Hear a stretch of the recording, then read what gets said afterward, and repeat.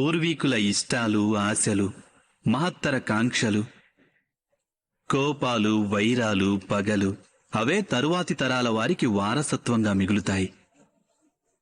తమ సంతానానికి సమస్త సుఖ సంతోషాల్ని ఇవ్వాలని తల్లిదండ్రులు ఆకాంక్షిస్తారు.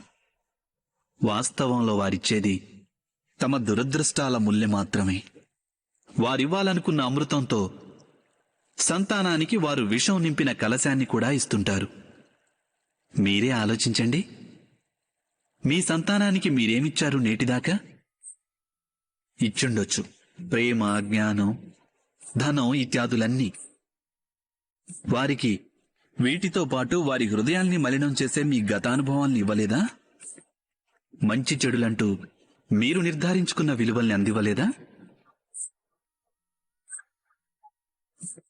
ఒక వ్యక్తికి ఇంకొక వ్యక్తితో, ఒక సమాజానికి వేరొక సమాజంతో, ఒక రాజ్యానికి మరొక రాజ్యంతో సంఘర్షణ.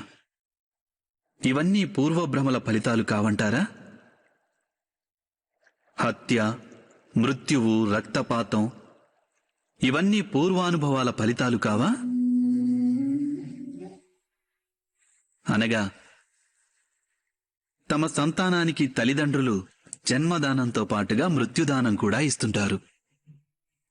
ప్రకాశించే ప్రేమతో పాటు ద్వేషమనే అంధకారాన్ని కూడా ఇస్తుంటారు. అలాగే ఈ అంధకారం మనసులో ఉన్నా, ఆలోచనల్లో ఉన్నా, లేదా వాస్తవికమే అయినా దానివల్ల కేవలం భయమే ప్రాప్తిస్తుంది.